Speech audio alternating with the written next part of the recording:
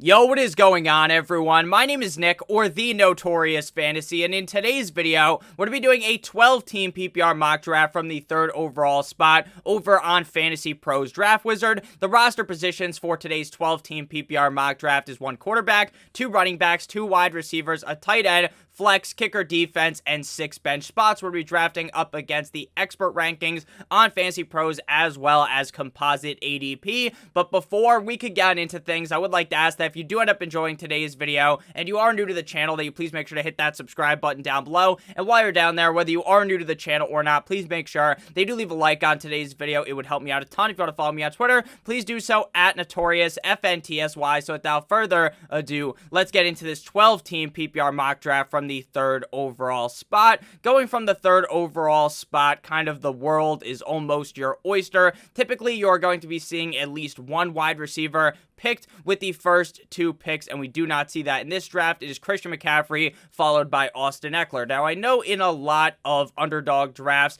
basically every single underdog draft, it is a wide receiver heavy first round, but the more I have thought about things, I kind of realized that a lot of redraft players are going to kind of stick with their old ways, right? While some of the more sharper redraft leagues, there's going to be a bunch of wide receivers coming off the board, I would not be shocked if a start like this happened in a normal redraft league because people love those running backs. So McCaffrey and Austin Eckler come off the board at the 101 and the 102, which gives us an incredibly easy pick here to go with Justin Jefferson. Obviously, if some wide receivers went with the first 2 picks, we probably would have had to go with Cooper Kupp or Tyreek Hill at that spot, but I have talked about my wide receiver rankings. I have them all in the same tier. I think Cooper Kupp and Tyreek Hill have pretty similar upside to Justin Jefferson as well as Jamar Chase. We are going to go with Justin Jefferson with this pick. He is my wide receiver number 1. I would not be shocked one bit if he went over 2,000 receiving yards this year, even with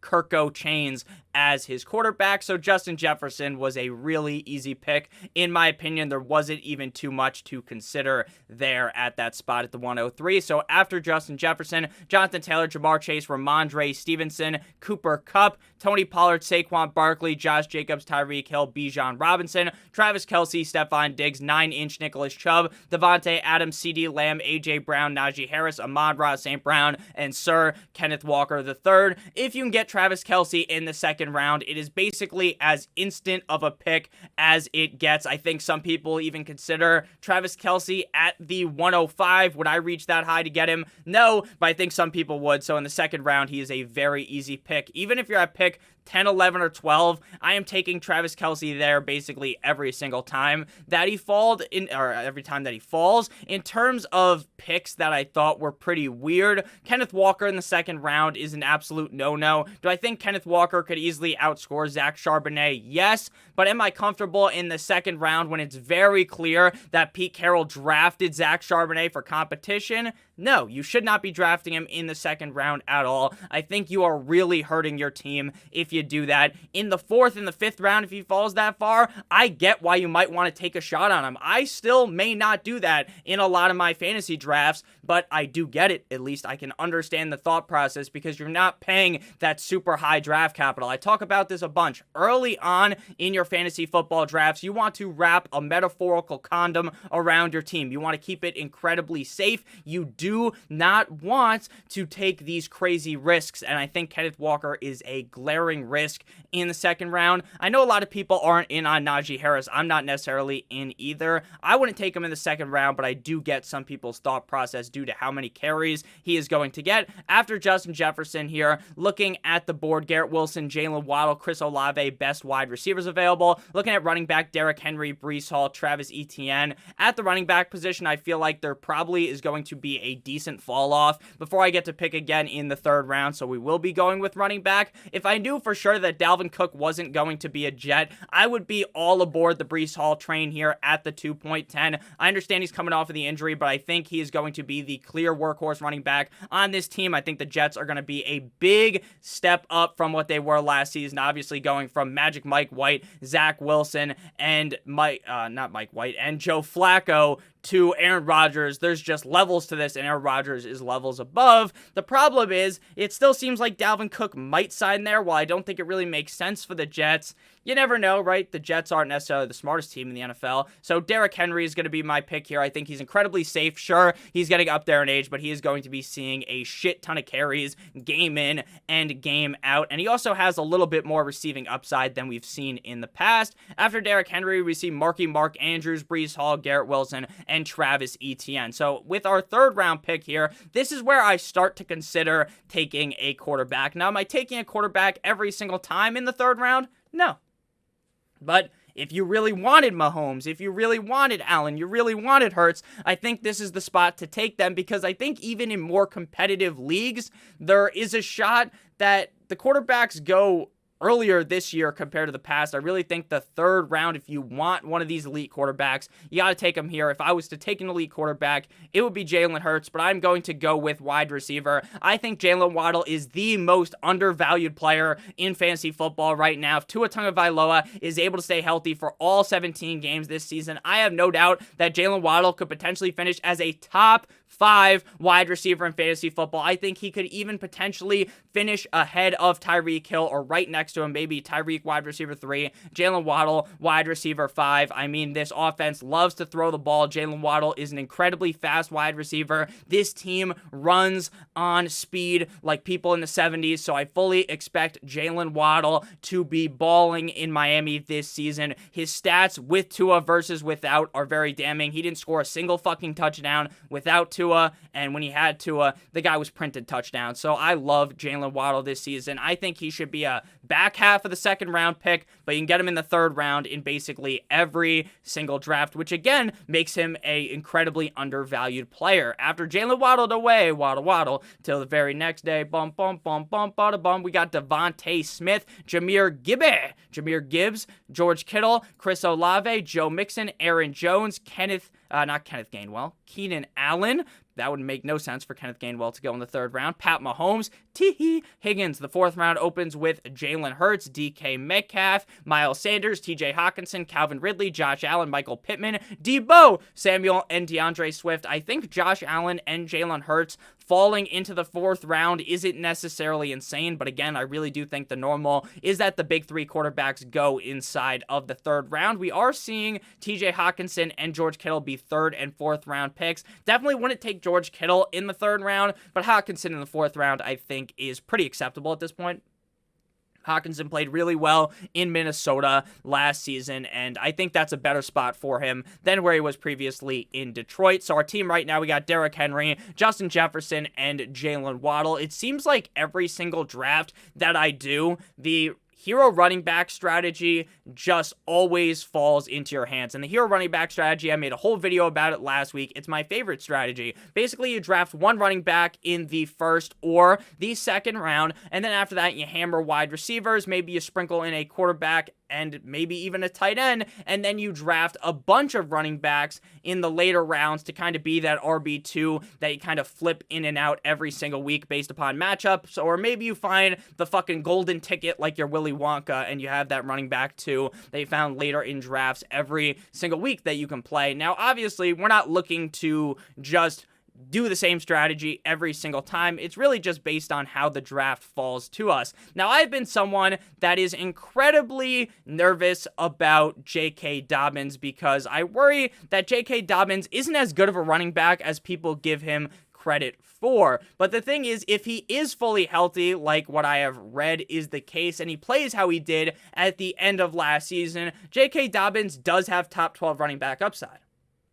The thing for me, though, is that I feel like he's a little bit more risky, right? They have Lamar Jackson, who could just jump over the offensive line, leap over like they're in Space Jam, stick his arm out, and then score a touchdown, right? They have these other outs. They have Gus Bus Edwards. So do I think J.K. Dobbins is the safest running back in this range? No, I think Dameon Pierce is significantly safer, and I think they both have similar upside. So in most drafts, I would go with Dameon Pierce, but I do preach this a ton in fantasy football drafts, is that if you're going to do a bunch of drafts, right, if you're doing just one league, go ahead and take who you like better, right? If you like Dameon Pierce, you're confident in him like I am, go ahead and fucking draft him in the fourth round. But if you're doing 5 leagues, 6, 7, 8, 9, 10 fantasy football leagues, I think you should kind of try to diversify your team, right? You don't want to draft Dameon Pierce in 9 out of 10 of your leagues, and then if Dameon Pierce goes down, every single team basically that you drafted has been bent over the table. So we're going to go with J.K. Dobbins here. I think he's an incredibly talented player. I just worry about the situation around him,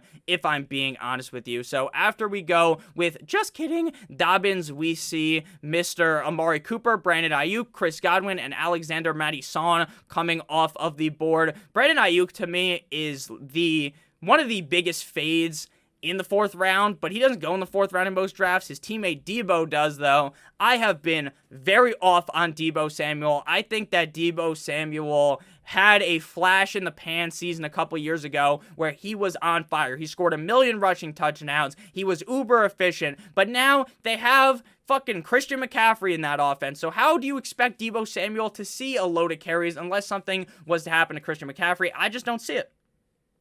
I like the 49ers team. I think even if it's Trey Lance, who I don't like as much, if it's Big Cock Brock Purdy, I think the 49ers are going to be a great team. I just don't feel like overly investing in the wide receivers because I don't think any of them are clearly the guy when you have so many cooks in the kitchen. You also have, again, McCaffrey catches a load of passes. You have George Kittle me timbers. You have Ayuk. You have Deebo. It's just a lot of options in my opinion. I'm thinking about going maybe triple running back here off the start in the first 5 rounds, but to be honest with you, I don't think that's necessarily the optimal strategy. I think Dameon Pierce is a fine flex, but since I already drafted Henry and Dobbins, I'd rather just go wide receiver. Looking at the wide receivers, I think Lamar could also be in consideration here. Inside the 5th round, the tight ends, it's kind of they all mishmash together at this point, like Goddard, Pitts, Waller. I like Waller the most out of that group, but I'm not going to really argue with you if you say you like Pitts a ton. But how many times are we going to draft Pitts and he just keeps beating us down,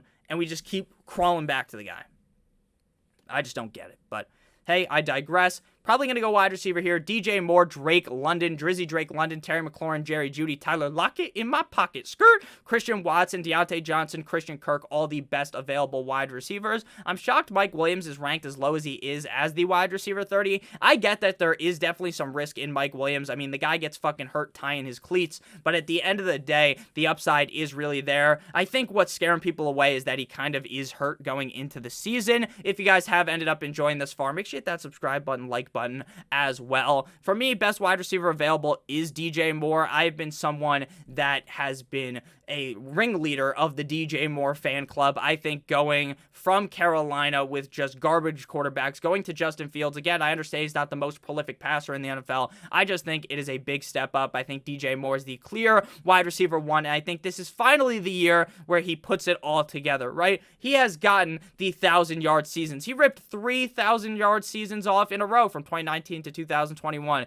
The touchdowns just really haven't been there until 2022. So now we're going to get a maybe 10 touchdown season with over 1,000 yards. I think his upside is top 12 in this Chicago Bears offense, especially since the Chicago Bears now have a better offensive line. I think that will help out Justin Fields a ton, and it was very clear that the offense kind of shifted its idea halfway through last season because early on, Justin Fields was getting fucking pounded out behind the offensive line, and then as we got deeper into the season, they kind of realized that you need Justin Fields to scramble. Shocking, right? A quarterback coming out of college that looks great at scrambling. You want him to scramble, right? Who could have figured that one out? After Wiki, DJ Moore, we see DeAndre Hopkins, Lamar Jackson, George Pickens, Cam Akers, Kyle Pitts, Christian Kirk, Hollywood Brown, Dameon Pierce, Jerry Jeudy. The 6th opens with Christian Watson, Dallas Goedert, Darren Waller, Tyler Lockett in my pocket. Skirt. Deontay Johnson, Rashad with 2 A's White, Terry McLaurin, David Montgomery, and Justin Fields. Would have loved to get the Justin Fields as well as DJ Moore stack. Now, I have been someone who is opening up a lot more to stacks in redraft. I think the idea of stacking makes a ton of sense in redraft, right? When you have this big lineup of players, you got 1 quarterback, 2 running backs, 2 wide receivers, a tight end, and flex, right? All on the offense. When you stack, you are kind of eliminating the parlay aspect to that because if Justin Fields is going to have a really, really good game, sure, he could run in a bunch of touchdowns, but more than likely, DJ Moore is also going to have a good game. So you're going to have two guys having a great game. It's a little bit easier to explain when you have a guy like Joe Burrow and Jamar Chase, right? Because Joe Burrow makes his money throwing fucking tugs, right? He doesn't make his money running the ball, whereas Justin Fields does. A guy like Justin Herbert, same thing. You got Keenan Allen, you got Mike Williams. You want to pair him with Justin Herbert, right? If Williams has a great game, more than likely Justin Herbert took a deuce on the defense. So looking at the board here, I think Joe Burrow is a pretty solid pick here, but I think we're going to wait on quarterback since in a majority of these mock drafts, I've been taking quarterback a little bit earlier compared to how I have in the past. Again, do I think that Burrow's a bad pick here? No, but I think I want to get that extra protection at the running back position because, again, I am someone that does not love J.K. Dobbins as much as most. James Conner is the easiest pick to me inside of the 6th round. The Arizona Cardinals looked to, when Kyler Murray has been hurt in the past, run the shit out of the rock with James Conner. Obviously, the head coach has changed, right? It is no longer that stooge Cliff Kingsbury, but I think James Conner is going to be a large part of this offense. He has great pass catching upside. Sure, there is some injury risk with him, but this is the 6th round. This isn't the top 3 rounds where I try to go very risk averse, in my opinion. So after James Conner, we see Joe Shiesty, Justin Herbert, the pervert, Drizzy Drake London, and Mike Dubs. So we're back up on the board here. I think Trevor Lawrence is a decent 7th round pick, but I'd rather just wait and get a guy like Deshaun Watson, Daniel Jones, Tua Tagovailoa, Geno Smith, Jared Goff later in the draft to where I can get a wide receiver that I really like at this spot or a running back. So again, to start off the draft, we have Derrick Henry, J.K. Dobbins, Justin Jefferson, Jaylen Waddle away, Waddle, Wiki, DJ Moore, and James Conner. So we're going to go wide receiver here. I think Mike Evans might be one of the most disrespected wide receivers in fantasy football. This man prints 1,000-yard seasons. He did it with famous Jameis Winston. He did it with Tom Brady. And you better believe, even if you hate Baker Mayfield, like a lot of people do, even if you think Baker Mayfield is a dog shit bottom of the barrel quarterback, which I wouldn't necessarily disagree with, he's had some solid games. I don't think he's like the biggest bust ever in the NFL, right? There's Jamarcus Russell, there's Ryan Leaf, there's guys like that. But I think Mike Evans is going to be just fine, right? So same thing with Chris Godwin. These great players are able to still succeed even with the quarterback play not being as ideal. Now, obviously, if Mike Evans had a better quarterback, I would be screaming to the mountaintops to draft him in the 7th round. I still feel very confident, but at the same time, if he had a better quarterback, he's probably not going in the 7th round, right? Even after a down year. Look at this. PPR, he finished wide receiver 13, 24, 4, 18, 10, 11, 11, 12, 11.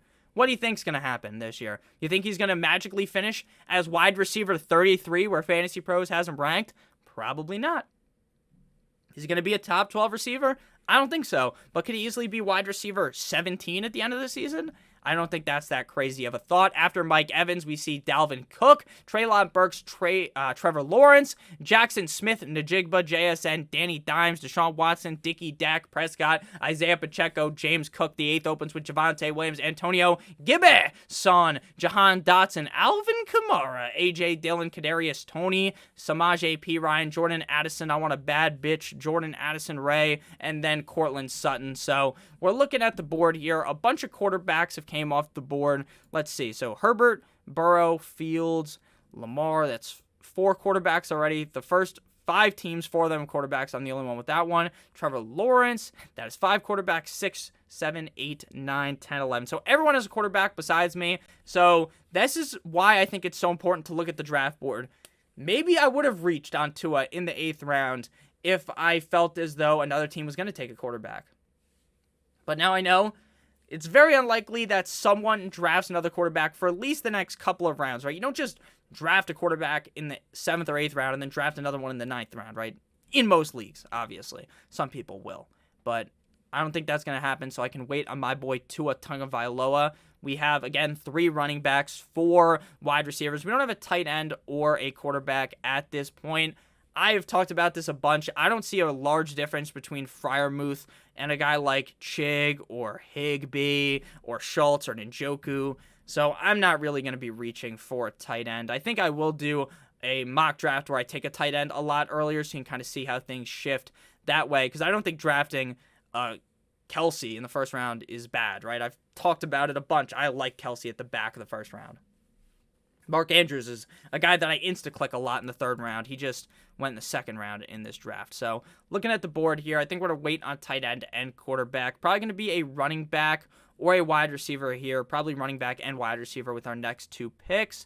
Looking at the running backs, Brian Robinson, Khalil Herbert, Jamal with 2A's Williams, Damian Harris, Rashad Penny. Wide receivers are Brandon Cooks, Juju Smith-Schuster, Rashad Master Bateman, Gabe Davis, Jacoby Myers, Michael Thomas. Looking at the running backs, I think Damian Harris is pretty underrated. The problem is, do I want to pay 8th round draft capital for a running back that could have Dalvin Cook show up and kind of just ruin everything, right? Like the Kool-Aid man run directly through the wall, right?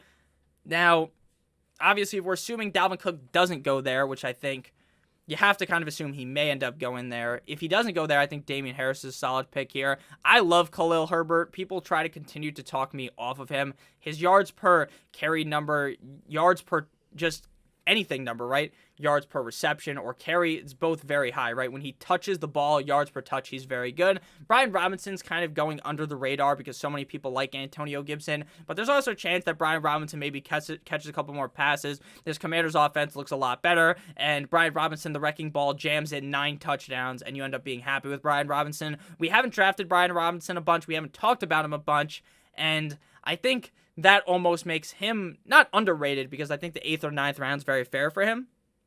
But he's kind of someone who just is more under the radar in terms of speaking, right? When you watch a fantasy football video, most of the time, even when I watch mock drafts of other content creators, and I'm not shaming them in any way, myself included, no one fucking talks about Brian Robinson, really. So, shout out to Brian Robinson. The man got shot last year, came back. He's a legend. I love Brian Robinson, and I hope he ends up as a Hall of Famer because what he had to deal with, if he ends up coming back, being that guy, I would be very happy about that. So after Brian Robinson, we see Brandon Cooks, Rashad Master Bateman, Elijah Moore, and Juju Smith-Schuster. A couple months ago, I kind of galaxy-brained myself into liking Juju Smith-Schuster. No longer will I be talking about him in a positive light. Looking at the board here, I have been someone that absolutely has full-on faded Gabe Davis. In underdog drafts, this bastard goes in like the 7th round. But in the 9th round, I can almost talk myself into him again because, like, unless they bring in DeAndre Hopkins, he's the wide receiver too. He has weak winning upside due to his speed. Is he going to be consistent? Not at all. Never going to be consistent. But if you need that crazy week, if maybe someone gets hurt or he has a great matchup and you throw him in, there's a lot worse options than him. I think Quentin Johnston would probably be a little bit of a safer pick. Same thing with Rondale Moore, Jacoby Myers, but I'm going for the upside shot. I'm going to take Gabe Davis with this pick, even though I fully recognize that it is a humongous risk, and Gabe Davis might just be not that good. He might just have those couple of spike games in the playoffs a couple of years ago, right? Had that huge game against the Buffalo, or up against the Kansas City Chiefs, and then maybe he's just kind of faded into irrelevancy. After Gabe Davis, we see Darnell, here comes the Mooney, Quentin Johnston, Michael Thomas, Zay Flowers, Devin off the chains, Devin 2 chains, Jacoby Myers, Alan Lazard, Zach Charbonnet, Jameson Williams. The 10th opens with Damian Harris, Rashad Penny, Jeff Wilson, Jerick McKinnon, Romeo Dobbs, Tyler, Boyd, Jalen Ward, Odell Beckham Jr., and Tyler Algier. So we're back up on the board here. I think at some point, someone is going to take a backup quarterback. It's just bound to happen.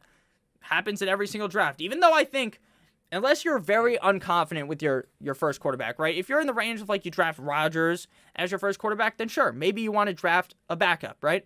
But if I'm taking Tua, I'm just taking Tua. I'm assuming he's going to stay healthy. And then if something happens to Tua or he's on bye, you just cut someone on your bench and you pick up a different quarterback. So I'm taking Tua with this spot. It might have made more sense to take a tight end, but it seems like every team has their tight end as well. So tight ends probably weren't going to come off the board. After Tua, we see Khalil Herbert, Nico Collins, Zay Jones, as well as Rondale Moore. I love Nico Collins in the 10th round. I like Elijah Moore in the 9th round as well. This team number 1, McCaffrey, Hall, Wilson, Ayuk, Godwin, Herbert, London, Bateman, Moore, Nico Collins, Zay Flowers. Very nice. They are heavily using the double hero running back strategy here. They're going to have to spam running backs the last couple of picks. I think some of these receivers are overkill. Like, at some point, you need to start drafting more running backs, right? Like, you don't need Zay Jones on this team. Like, you could argue for Nico Collins. You definitely don't need Zay Jones. The fact that they took Brandon Ayuk in the 4th round, though, makes their team a little bit gross. So, looking at the board here, I think we're just going to end up taking our tight end. A lot of people are trying to talk themselves out of Evan Ingram, despite how good he looked last year. Now, I get why, because obviously Calvin Ridley is now there. It's a deeper offense now in that sense. But I think Evan Ingram could still have a good year. Freiermuth, they draft Darnell Washington out of Georgia, but he's kind of more of an blocker guy, right? They're drafting him to be that extra O-lineman. He's going to still play snaps. He's still going to probably catch some balls, but Freiermuth is the guy. I think Kenny Pickett likes him a decent amount. He's a pretty solid red zone threat. Only scored 2 touchdowns last year. I think that should go up. I just think the Steelers offense is going to step up and be a lot better than last year. Now, I don't think they're going to become like one of the top offenses in the NFL. I don't understand why they kept Matt Canada, though. That dude's a fucking dumbass. He has no idea how to be a offensive coordinator. After Pat Freiermuth, we see DPJ, Sky with 2 Ys more, Michael Gallup, Evan Ingram, Elijah Mitchell, Raheem the Dream Mostert, Adam Thielen, KJ Osborne, Jamal with 2 A's Williams. The 12th round opens with Rashee Rice, David Njoku, the Chief, Tyler Higbee, Curtis Samuel, Anthony Richardson, Kendre Miller, Aaron Rodgers, Dalton Schultz, Cole Kmet. So we have 2 picks left before we have to draft our defense and our kicker. I'm confident in Tua. I'm not drafting a backup quarterback. If you're worried about Tua, you're worried about the injury, go ahead and draft Stafford or Jordan Love, Russell Wilson. You like that. You like that. That's not him. That's Kirk Cousins. Broncos country, let's ride is the correct term there for Russell Wilson. Go ahead and do that. I'm not going to do that, but you can. If you don't love Freiermuth, you can also draft Chig or Everett or Dulcich, someone like that. I'm fine with that. I'm really starting to talk myself into Taysom Hill. I fully understand that Taysom Hill is probably going to suck for like half the games and score maybe 2 points, but any given week, the guy could drop 20 points by just rushing in 3 touchdowns. I thought Sean Payton was being blackmailed by Taysom Hill so that Taysom Hill just has some crazy incriminating photo of Sean Payton, and that's why he was getting touches. But even when they moved to a new head coach, Taysom Hill was still getting work. So maybe Taysom Hill's just better than we give him credit for. So looking at the board here, we're going to finish with a running back and a wide receiver. The running backs at this point, when you're in the 12th, 13th round, they're kind of all the same, so I'd rather just wait and just draft a wide receiver and then running back coming back. DJ Chark, baby Chark, Hunter Renfrow, Alec Pierce, Wan'Dale Robinson, Isaiah Hodgins, Chase Claypool, Van Jefferson, Joshua Palmer, Darius Slayton, all available. Patty Campbell has been talked up. I think since we go with kind of the same players back here all the time, we're going to go a little bit different. We're going to go Van Jefferson. I fully understand Van Jefferson is really hit or miss. If Matthew Stafford's able to stay healthy, though, Van Jefferson's the clear number 2 receiver on this team. And a lot of the times, even deeper on in the drafts, you can't find a guy that has the upside of Van Jefferson because of his speed, right? Any given game, he might just catch 3 balls, but he can have 120 yards and a touchdown or 2. After Van Jefferson, Devin Singletary, Trey McBride, Roquan Johnson, and Kirk Cousins. So we're going to go running back here. Best running back available is Tank Bigsby. I have been someone that's nervous about Travis Etienne because I think Tank Bigsby is a legitimate competitor to take touches away from Travis Etienne. The bastard's name is Tank after all. He's going to be a beast. I love Tank Bigsby a ton. Liked him out of college, talked him up out of college, and I like him now with his landing spot in Jacksonville. So we now get to the final 2 rounds where you draft a kicker and a defense. You don't need to think too much about the kicker. For the kicker, we just go best kicker available. If you like Carlson, Bucker, McPherson, Bass, the best, or my favorite kicker, my old bitch lame, but my young ho coup. We're going to go with Tyler Bass Pro Shops here with our pick. And then we're going to go defense. Again, I'm going to make a defense video in August, which defense you need to draft. And then week 1, I'll give a couple of more defenses. Like if you drafted the wrong defense, these are the defenses you want to go ahead and get. But for defense, you want to draft a defense playing a not-so-hot opponent week 1.